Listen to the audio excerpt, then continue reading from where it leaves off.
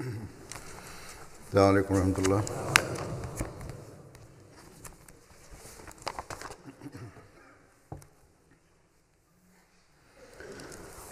أشهد أن لا إله إلا الله وحده لا شريك له وأشهد أن محمدا عبده ورسوله. أما بعد فأعوذ بالله من الشيطان الرجيم. بسم الله الرحمن الرحيم. الحمد لله رب العالمين الرحمن الرحيم مالك يوم الدين. إياك نعبد وإياك نستعين. اهدنا الصراط المستقيم صراط الذين أنعمت عليهم غير المغضوب عليهم ولا الضالين.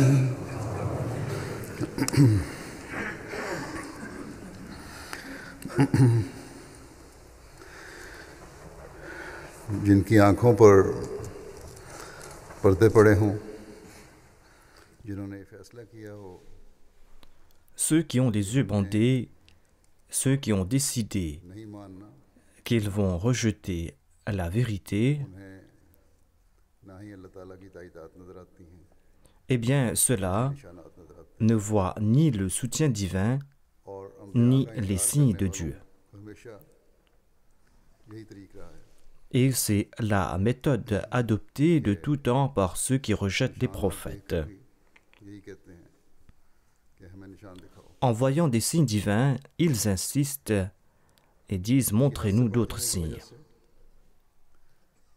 इनके दिलों को Allah scelle leur cœur en raison de leur outrage. फिर वो सच्चाई को पा ही नहीं सकते. Par la suite, ils ne peuvent voir la vérité et parfois, Allah fait de ces individus les signes de sa colère afin de prouver la véridicité de son prophète. मुखालिफिन भी ऐसे थे. Voilà comment agissaient les ennemis du Messie premier alayhi salam. अपनी डिटाई की वजह से En dépit d'être témoins des signes, ils ne les voyaient pas en raison de leur entêtement ou ils détournaient leur regard. ऐसे अइम्मतुल कुफ्र बाज़ ऐसे भी उनमें Et certains de ces leaders de l'incroyance ont été les signes de la colère divine. हज़रत मसीह मौऊद अलैहिस्सलाम ने Le Messie premier alayhi salam अल्लाह ताला के बहुत से nous informe de nombreux signes qu'Allah a montrés en sa faveur. सल्लल्लाहु अलैहि वसल्लम के निशानात भी बताए कि आपने ये फरमाया. Il a aussi évoqué les signes mentionnés par le saint prophète Mohammed sallallahu alayhi wa sallam, ainsi que ses prophéties qui se sont réalisées. और लोगों को भी गुमराह. Cependant, ces leaders religieux ne les ont point acceptés et ils ont égaré aussi les autres et ils ne cessent de le faire jusqu'à présent. हज़रत मसीह मौऊद अलैहिस्सलाम ने Le Messie premier alayhi salam a évoqué en différentes occasions les signes apparus en faveur de sa communauté. जो आपने निशानात बयान फरमाए हैं और ये बयान करते हुए फरमाया कि हज़रत सल्लल्लाहु अलैहि वसल्लम ने Il affirme que le saint prophète Mohammed sallallahu alayhi wa sallam avait qualifié ces événements de signes. इनमें से Il en mentionna quelques-uns, यानी et parmi ces signes, चांद और सूरज ग्रहण का निशान il y avait les éclipses du soleil et de la lune. फरमाया कि जब तक ये निशान पूरा नहीं हुआ था मौलवी Le Messie premier l'Islam affirme que वो रो रो कर इस हदीस tant que ceci ne s'était pas accompli, les mollahs lisaient ce hadith les yeux emplis de larmes.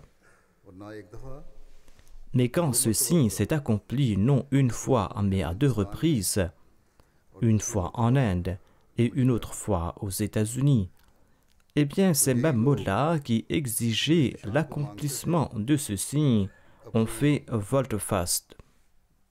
बात से फिर गए निशान से इनकार नहीं कर सके क्योंकि वो तो जाहिर हो गया था लेकिन डिटाई Ils ne pouvaient rejeter ce signe car il s'était accompli. फरमाते हैं Cependant, ils se sont entêtés. Le Messie premier l'Islam déclare: un de mes amis m'a raconté que lorsque ce signe s'est accompli, ने il y avait un mullah du nom de Rula Murtaza. पर हाथ मारकर यानी बड़े Lorsqu'il a vu इजहार करते हुए l'éclipse de la lune, il était terrassé par la tristesse et il a déclaré: आप अलैहिस्सलाम फरमाते हैं le monde s'est égaré à présent. क्या वो खुदा ताला से बढ़ Le Messie premier l'Islam ajoute: est-ce qu'il avait une plus grande sympathie pour l'humanité qu'Allah lui-même? इस्लाम की ताईद में ताउन का निशान भी है De même, le signe de la peste est apparu en faveur du Messie premier l'Islam. ये वादियां होने Il y a aussi le signe des fleuves qui s'écouleront, c'est là une prophétie du Saint-Coran. Il y a le signe concernant de nouvelles habitations, concernant la scission des montagnes, concernant la publication des livres et des journaux, concernant de nouveaux moyens de transport. En tout cas, il y a d'innombrables signes qui ont été évoqués par le Messie premier l'Islam. सल्लल्लाहु अलैहि वसल्लम ने Des signes qui ont aussi été mentionnés dans le Saint-Coran, des signes qui ont aussi été mentionnés par le saint prophète Mohammed sallallahu alayhi wa sallam. बयान फरमाते हुए कि लोग बजाय निशानात और अल्लाह ताला की ताईदात को देखने के Hazrat Muslim Maud Aradatan nous explique qu'au lieu d'étudier les signes divins, les gens critiquaient le Messie premier l'Islam. मज़े का खेल Et c'était des critiques insignifiantes et ridicules. निशान पर निशान दिखाए बाज लोग आए Hazrat Muslim Maud déclare: le Messie premier l'Islam a montré d'innombrables signes. ये मसीह मौद किस तरह हो D'aucuns ont protesté: son turban n'est même pas droit, comment peut-il être le Messie? सकता मुस्लिम मौद फरमाते हैं कि आपने मोइज़े पर मोइज़ा दिखाया Hazrat Muslim Maud ajoute: le Messie premier l'Islam a montré miracle après miracle. काफ सही Or, d'aucuns ont objecté: ये कहाँ से मसीह mais il n'arrive même pas à prononcer la lettre Qaf. आयत पर आयत Comment peut-il être le Messie? ऐसे लोग आए जिन्होंने कहा Le Messie premier l'Islam a montré signe après signe. Or, d'aucuns ont retorqué: il a fait des bijoux pour sa femme, il consomme des amandes et du beurre. Comment pouvons-nous l'accepter? के निशानों से Voilà les objections qui ont été soulevées contre le Messie premier l'Islam. Hadrat Muslim Maud ajoute: ne fermez pas les yeux sur les signes divins. आकर कहते कोई निशान D'aucuns venaient voir le Messie premier l'Islam et lui demandaient de leur montrer un signe. Le Messie premier l'Islam के और चाहते répliquait: avez-vous profité des premiers signes pour en demander d'autres? तुमने कोई फायदा नहीं उठाया Étant donné que vous n'avez pas profité des milliers de signes du passé, eh bien, comment allez-vous tirer profit d'autres signes? Ces gens-là connaissent toujours la ruine. Voilà leur destin. जो हर रोज पूरा होता है इसके बारे में बयान फरमाते हुए Il y a un très grand signe qui s'accomplit tous les jours. Le Messie premier l'Islam déclare à cet effet: दीन अहमदिया में l'ouvrage Brahim Ahmadiyya contient une prière qu'Allah m'a enseignée, है कि रब्बे ला तजरनी फर्दों c'est-à-dire Dieu m'avait révélé cette prière: Rabbi la tazarni fardan wa anta khairul warithin, छोड़ और एक c'est-à-dire ne m'abandonne pas et crée une jamaat. दूसरी जगह फरमाया Cette traduction a été faite par le Messie premier l'Islam lui-même. Ailleurs, il m'a dit: तेरे लिए Ya'tika min kulli fajrin amiq, c'est-à-dire Allah pourvoira d'ici et d'ailleurs aux nécessités de tes invités और एक राह et ils viendront vers toi en passant par toutes les voies. और हर एक राह से तेरे पास और वो एक राह से तेरे पास आएंगे वो हर एक राह से तेरे Et ils viendront vers toi en passant par toutes les voies. या तू ना मिन कुल्ले फज्जिन अमीक Dieu m'a aussi révélé Ya'tuna min kulli fajjin amiq. Les invités viendront à toi de toutes parts et en passant par différentes voies. Le Messie premier l'Islam déclare: j'ai fait cette prophétie 26 ans auparavant. Et c'est une prophétie qui se réalise avec gloire jusqu'à présent. C'est une prophétie quant au progrès de la Jamaat. Et nous constatons qu'elle est en train de s'accomplir jusqu'aujourd'hui. Elle s'accomplit encore aujourd'hui dans toute sa splendeur. Le fait que sa Jamaat progresse tous les ans, que les membres de sa communauté progressent dans les sacrifices financiers, sont autant de preuves grandioses en sa faveur ainsi que des signes. Cependant, seul celui qui possède des yeux pourra les voir. Les aveugles ne verront pas ces signes. Hadrat Muslim Maud a évoqué certaines révélations reçues par le Messie premier l'Islam, des révélations à l'égard des moyens qui faciliteront le progrès et la victoire de la Jamaat Ahmadiyya. J'en mentionne quelques-unes de ces révélations en référence au Messie premier l'Islam. Hadrat Muslim Maud relate: à maintes reprises, Allah a informé le Messie premier l'Islam que la Jamaat Ahmadiyya devra consentir à des sacrifices à l'instar des Jamaat des premiers prophètes. Ainsi, dans un rêve, le Messie premier l'Islam a vu qu'il est entré dans la maison de Nizamuddin. Nizamuddin signifie l'administration de la foi ou de la religion, et le sens de ce rêve est qu'un jour la Jamaat Ahmadiyya sera l'administrateur de la religion et la Jamaat Ahmadiyya aura préséance sur toute autre administration dans le monde, Inch'Allah. Cependant, comment aura lieu cette victoire? Le Messie premier l'Islam explique que certains d'entre nous passeront par cette maison à la manière de Hassan et d'autres à la manière de Hussein. Tout le monde sait que Hassan a réussi grâce à la réconciliation. Hussein a eu du succès grâce au martyr. Ainsi, Dieu a informé le Messie premier l'Islam que la Jamaat atteindra certainement le stade de Nizamuddin. Or, certains l'atteindront à travers la réconciliation, l'amour et l'affection, et d'autres à travers des sacrifices et le martyr. Si une personnalité des nôtres croit que cette communauté progressera sans la réconciliation, l'amour et l'affection, eh bien cette personne se trompe. Si une autre personne croit que cette communauté progressera sans sacrifice et sans le martyr, eh bien cette personne se trompe aussi. Des fois, nous devrons avoir recours à la réconciliation et parfois nous allons devoir adopter la voie de Hussein. Cela signifie être prêt à mourir face à l'ennemi en refusant de plier à ses requêtes. Ces deux méthodes nous sont destinées. Nous ne sommes pas destinés à connaître exclusivement le traitement réservé au Messie et nous ne sommes pas destinés à connaître exclusivement le destin réservé au Mahdi. Nous allons devoir suivre la voie du milieu. Une victoire aura lieu grâce à la réconciliation, l'amour et l'affection, et une autre grâce au sacrifice. Par la suite, la Jamaat entrera dans la maison de Nizamuddin et nous allons réussir. Nous constatons que les membres de la Jamaat aujourd'hui font montre de ces deux exemples. Nous transmettons le message de réconciliation, d'amour et d'affection. Et la Jamaat consent aussi à des sacrifices pour la cause de la religion. Ensuite, le Messie premier l'Islam a reçu une révélation et on lui a montré, c'est là une explication supplémentaire de la révélation évoquée plus tôt. Il est dit donc que certains d'entre nous entreront dans la maison de Nizamuddin à la manière de Hassan et d'autres à la manière de Hussein. Hadrat Muslim Maud déclare que beaucoup se sont demandé le sens de cette révélation. Il ajoute: j'ai entendu le Messie promet l'Islam déclarer: j'ignore la signification de cette révélation. Or, on en connaîtra le sens au moment venu.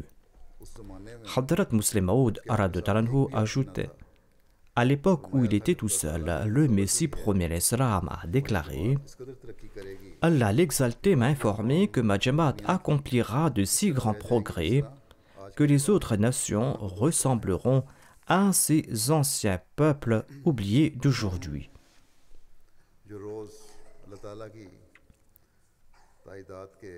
Quotidiennement, nous voyons de nouveaux signes du soutien divin. Et Inch'Allah, viendra ce jour où nous aurons accompli de si grands progrès que les autres nations du monde auront une importance insignifiante.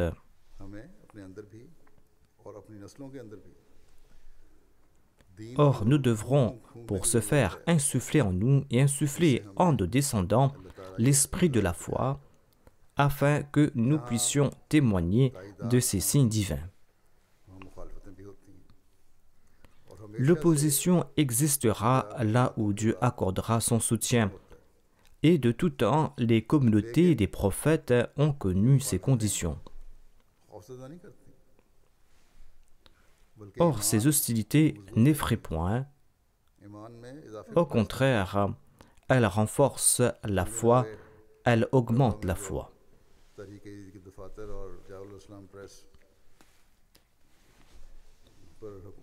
Quelques jours de cela, la police antiterroriste de l'État a fait une perquisition dans nos bureaux du Tahrik Jadid à Rabwa et dans l'imprimerie Ziaoul Islam.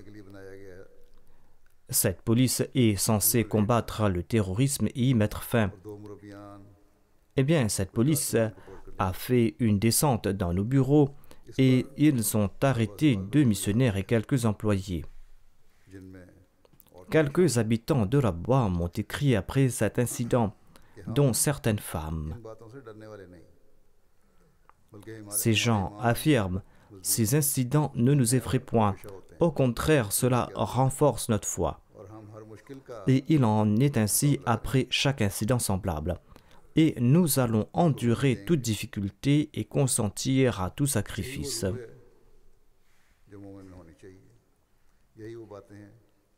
Le croyant doit être animé de ces sentiments. Selon le Messie promet l'Islam, nous allons devoir réagir de la sorte face à ces incidents. Nous sommes témoins de l'accomplissement des promesses divines et d'innombrables signes. Le triomphe final est certainement destiné à la Jamaat du Messie promet l'Islam. L'opposition existe et l'opposition existera. Ce sont les Ahmadis qui effraient le plus et qui terrorisent le plus ces pauvres qui ont entrepris cette perquisition.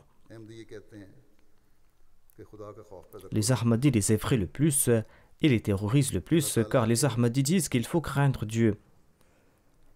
Car les Ahmadis demandent aux autres d'avoir peur d'Allah et leur demandent de craindre la punition d'Allah et de craindre Allah lui-même.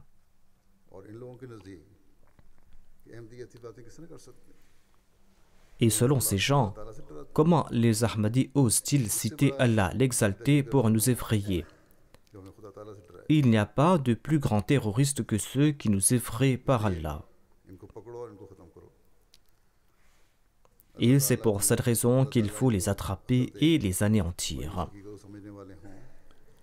Qu'Allah leur accorde le discernement nécessaire pour qu'ils puissent reconnaître cette réalité. Et qu'Allah protège le pays des mullahs, ces mullahs qui sont les véritables terroristes, ceux-là même qui sèment les troubles dans le pays. Personne n'est à l'abri de ces gens. खास police terrorist ख़त्म करने की इनको भी इतनी ज़रूरत दे कि बजाय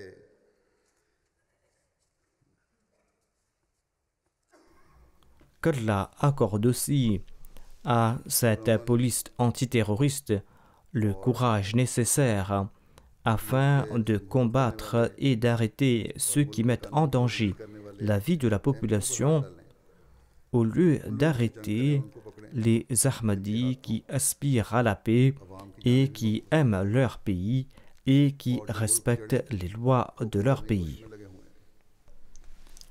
Qu'ils arrêtent ceux qui tentent de saper les fondations de ce pays et qu'ils arrêtent ceux qui sont en train de spolier ce pays des deux mains.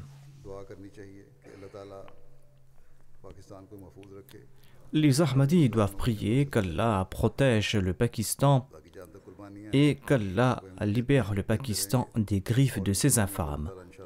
Les Ahmadis, quant à eux, consentent et ne cesseront de consentir à des sacrifices et Inch'Allah, Allah fera fructifier ces sacrifices.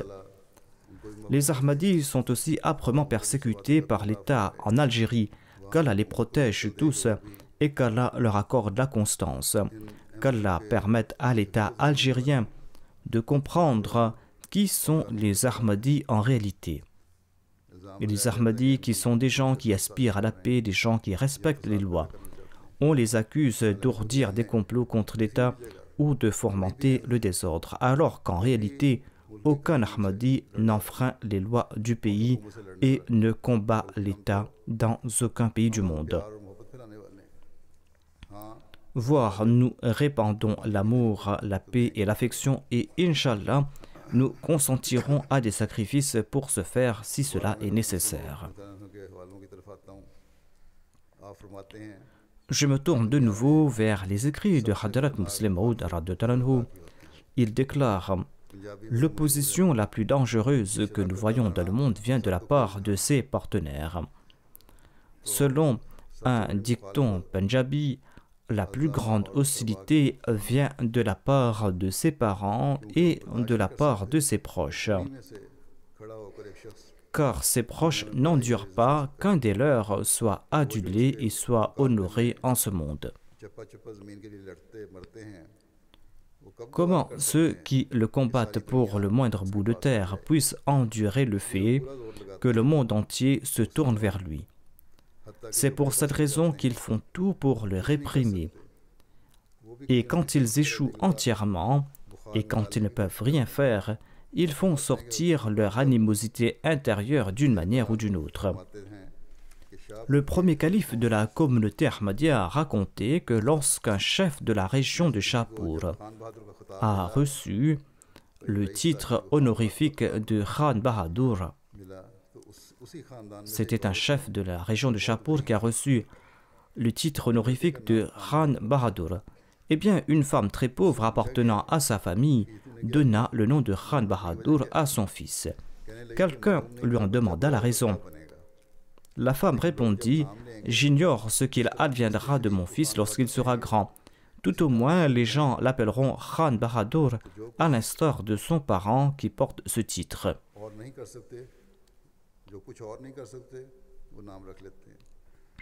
Ainsi, ceux qui ne peuvent rien faire, ceux qui sont dans le dénuement, se contentent de porter un titre. Hadrat Muslim Maud déclare: lorsque le Messie promis salam s'est proclamé imam Mahdi et Messie promis, un de ses proches s'est aussi proclamé imam. Un membre de la famille a annoncé: vous vous êtes proclamé imam et les gens sont attirés par votre personne. Je vais le faire également.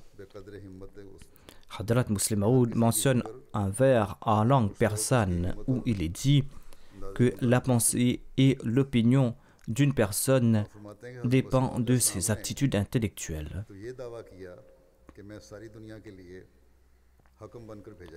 Il ajoute: le Messie promis l'Islam a revendiqué être envoyé en tant que juge pour le monde entier. Il n'incombe pas uniquement aux gens de petit statut de me suivre, mais aussi aux grands rois.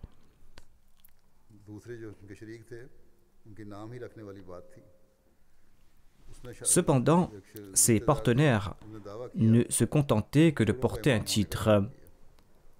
C'est-à-dire, il y avait un proche du Messie premier l'Islam qui disait qu'il était lui l'imam, mais l'imam de la caste des balayeurs. Le Messie premier l'Islam avait aussi annoncé que le souverain de l'Angleterre devra l'accepter. Et c'est ainsi que le Messie premier l'Islam a invité personnellement la reine de l'Angleterre.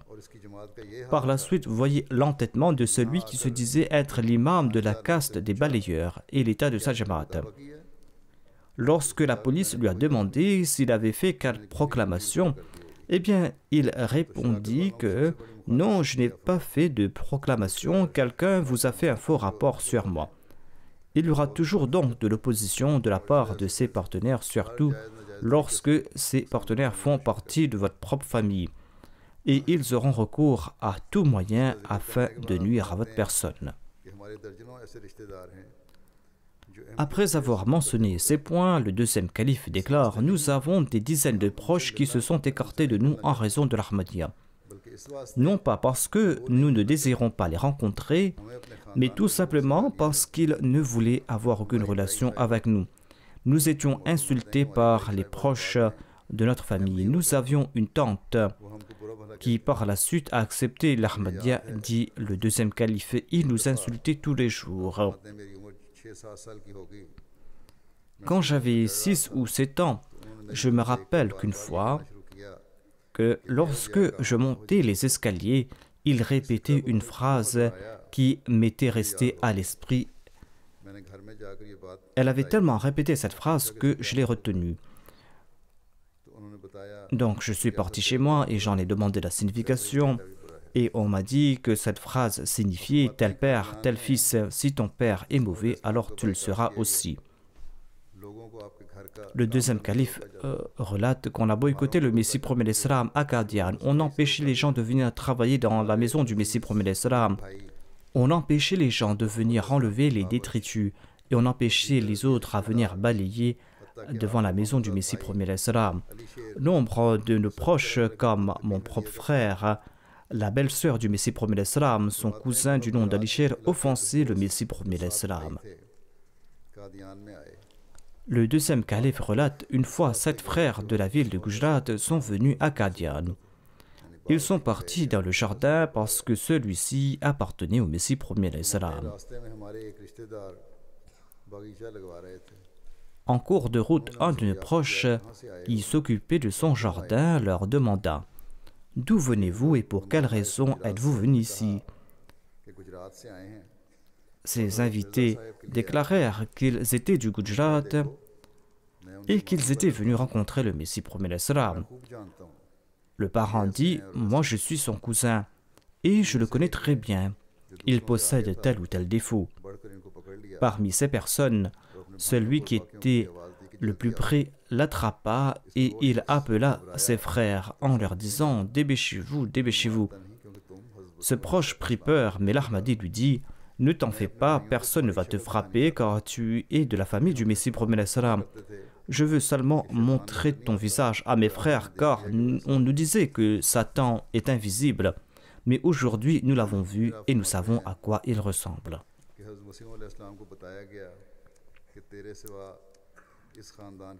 Le deuxième calife ajoute « Dieu avait révélé au Messie premier l'Islam qu'hormis sa lignée, celle de tous les membres de sa famille sera coupée.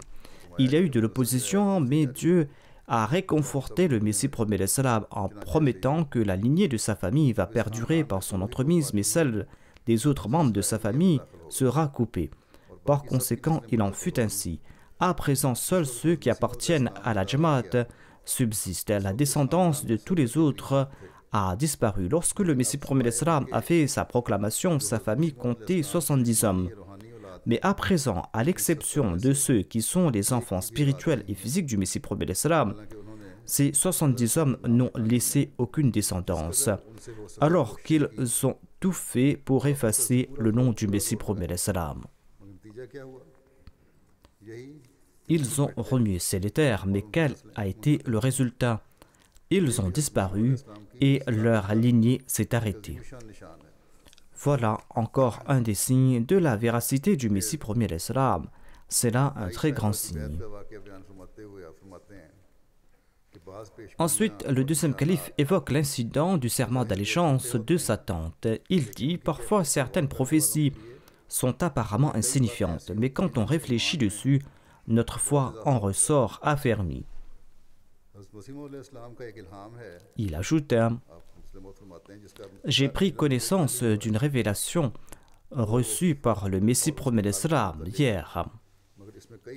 Même si cette révélation concerne une personne et son état, mais elle renferme plusieurs prophéties.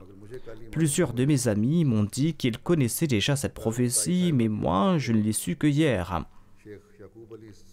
Hier, après le décès de ma tante, Cheikh Yaqub Ali-Sab m'a informé que parmi les anciennes révélations reçues par le Messie promet l'Islam, il y avait celle-là qui disait « La tante est venue ». Il s'agissait de la tante de Hadrat Musleh Maud.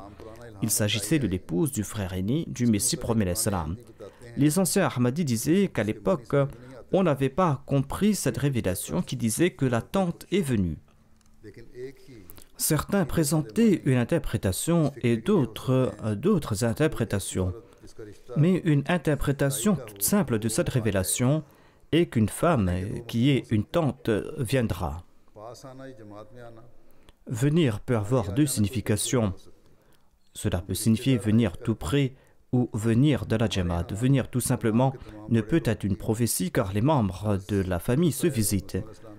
Tous les aînés d'ici surnommés tante la belle-sœur du Messie promet l'Islam.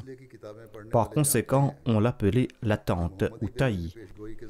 Ceux qui sont familiers avec les ouvrages de la Jamaat savent très bien qu'elle s'était farouchement opposée au Messie promet l'Islam à l'époque de la prophétie sur Muhammadi Begum. Étant donné qu'elle était la plus âgée de la famille et la prophétie concernait la fille de sa sœur, en tant que leader de la famille, elle croyait que c'était son devoir de s'opposer à cette union, qui selon elle était honteuse pour la famille. Elle pensait que c'était son devoir de s'y opposer.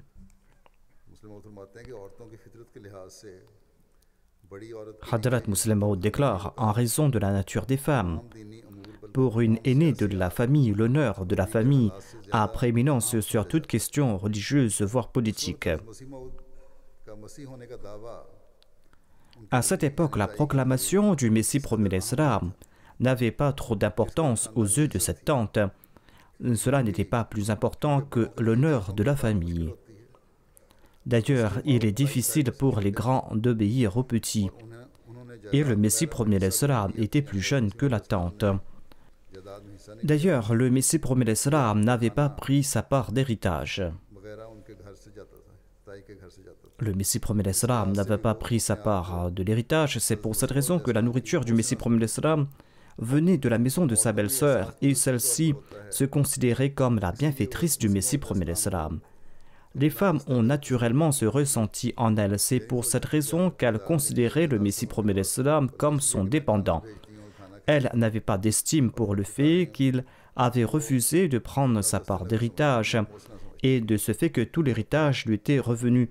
Mais elle le considérait comme son dépendant et considérait qu'il doit lui être reconnaissant car c'est elle qui lui envoyait les repas, c'est elle qui le nourrissait, c'est elle qui prenait charge de ses dépenses. Le Messie promet l'Islam a exprimé cela dans ses vers en arabe. Ces vers qui annonce qu'à une époque, je me contentais des miettes de la table d'autrui. Mais aujourd'hui, Dieu m'a accordé tant de grandeur que des milliers de personnes se rassasient à ma table.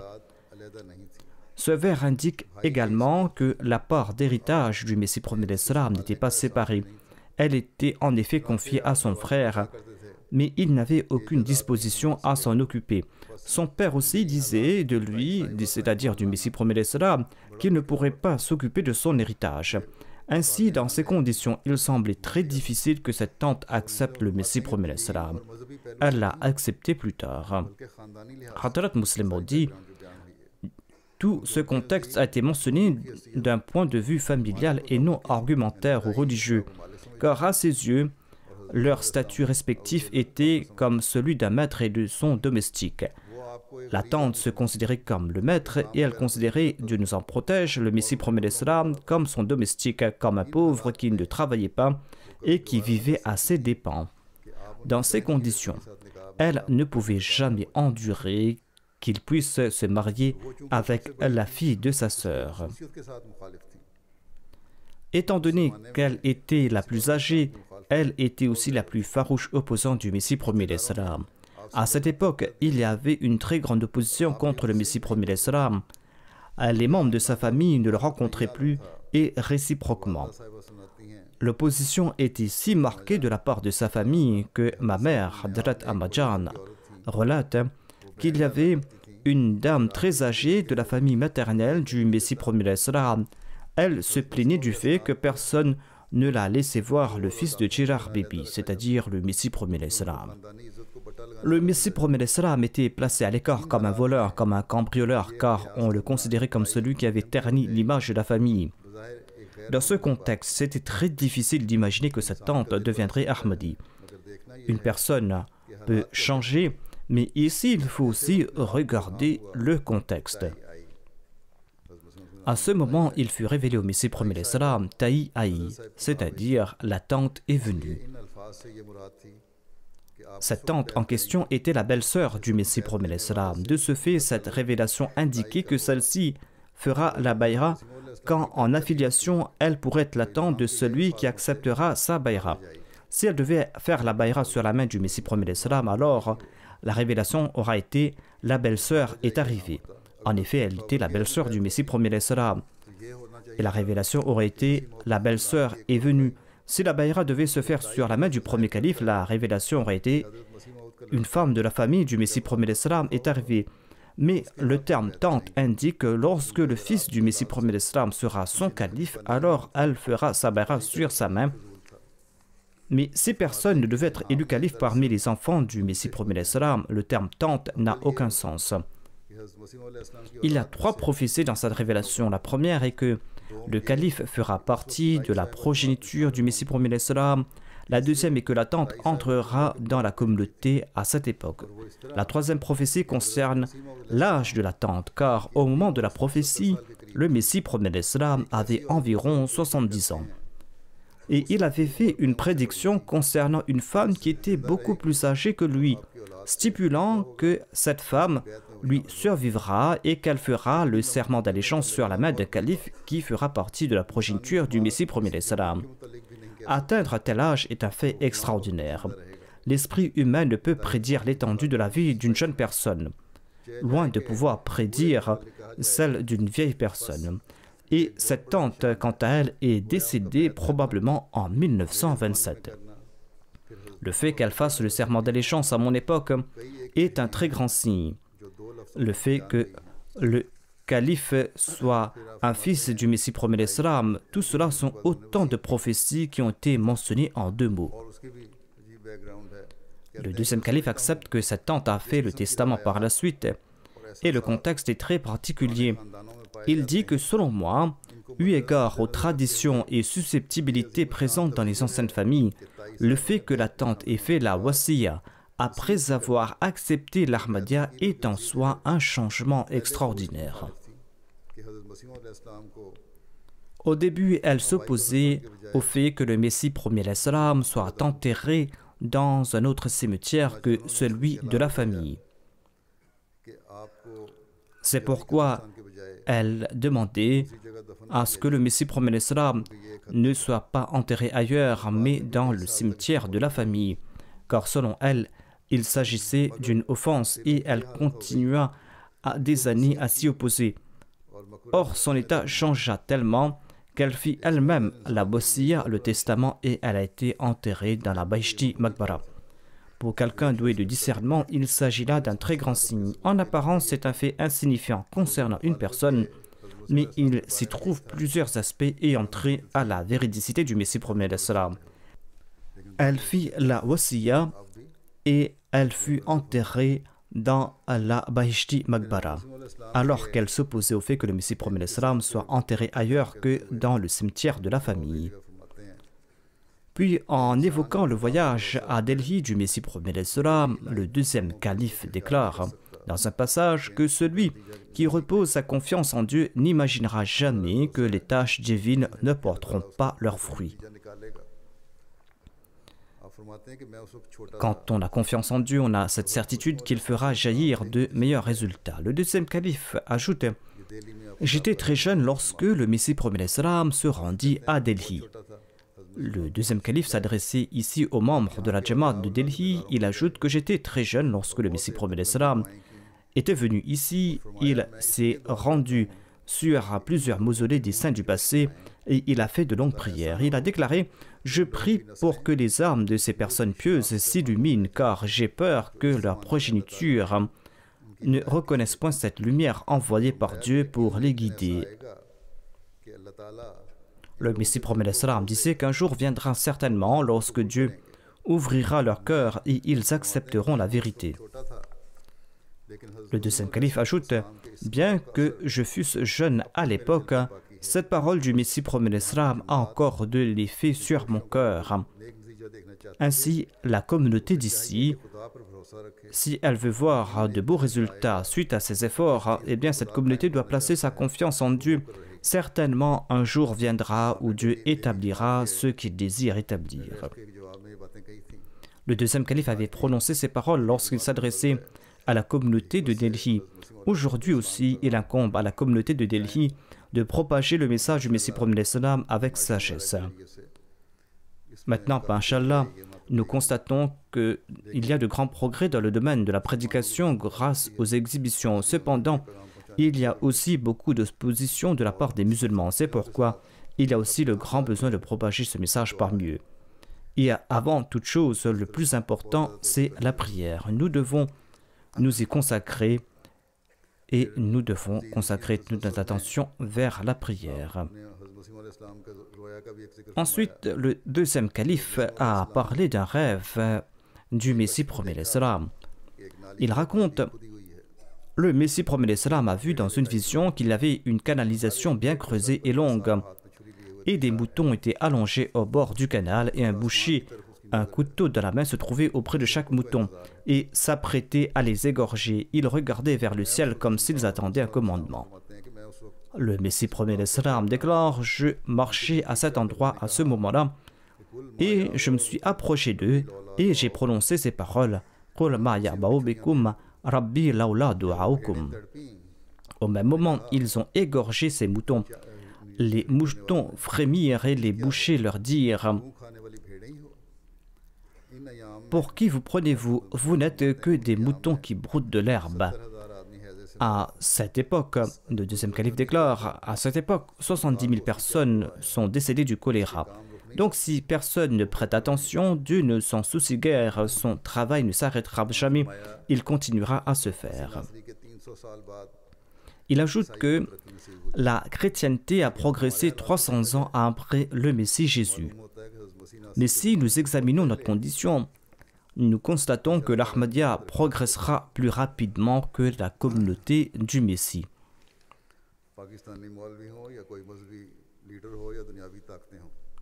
Qu'il s'agisse des imams pakistanais ou des leaders religieux ou des forces mondaines, aux yeux d'Allah, toutes ces personnes n'ont aucune importance.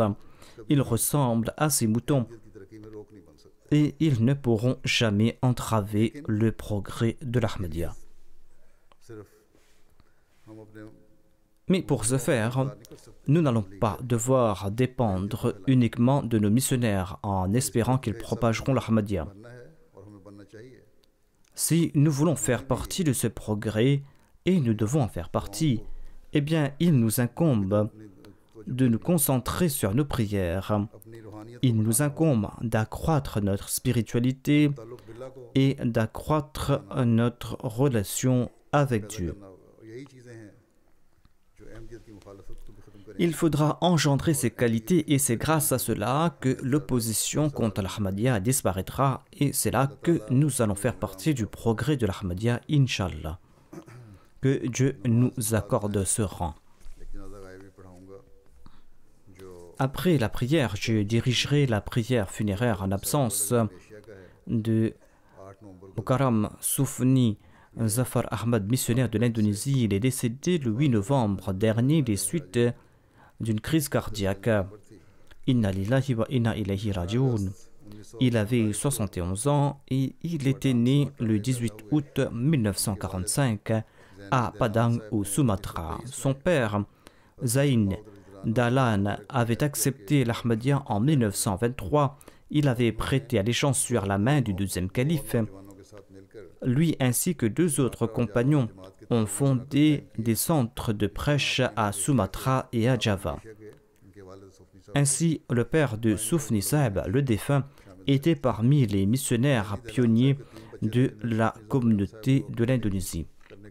Zaini Dahlan avait 3 fils, dont Soufni Zafar, qui était waqf, et il a été envoyé à la Jamia Ahmadiyya de Rabwa pour ses études.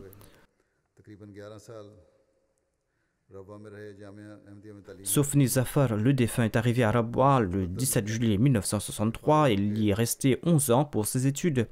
Et en 1974, une fois ses études terminées, il est retourné en Indonésie pour être affecté comme missionnaire dans la région de Kalimantan. Ensuite, il a servi en tant que missionnaire régional et amir régional dans la région de l'ouest du Java. Ensuite, il a servi dans la région est du Java et en Papouasie. De 85 à 87, il a servi à Jambi. De 87 à 91, il a servi dans le nord de Sumatra. De 91 à 97, il a enseigné la jurisprudence islamique à la Jamia Ahmadiyya de l'Indonésie. Il était aussi responsable du bureau des nouveaux convertis. De 91 à 2001, il était missionnaire régional de Lampang. Grâce à ses efforts, on a pu établir nombre de jamas dans plusieurs régions de l'Indonésie. Il a aussi fait construire quelques mosquées et quelques missions. Il a aussi eu l'occasion d'écrire 4 ouvrages sur la philosophie de la zakat, le sacrifice dans la voie de Dieu, les funérailles, la signification du djihad en islam. Il a écrit ses ouvrages en langue indonésienne. Il a pris sa retraite en 2001. Depuis quelque temps, il souffrait de quelques maladies. Il avait une grande affection pour le califat. Il était très obéissant vers le califat. Il était un serviteur très enthousiaste de la communauté. Il laisse derrière lui sa femme, une fille et 2 fils. Qu'Allah fasse qu'ils soient fermes dans la voie de l'Ahmadiyya et qu'ils soient, à l'instar de leur père, des personnes qui grandissent dans la voie de la vertu et qu'ils soient fidèles. Qu'Allah fasse qu'ils soient des Ahmadis exemplaires.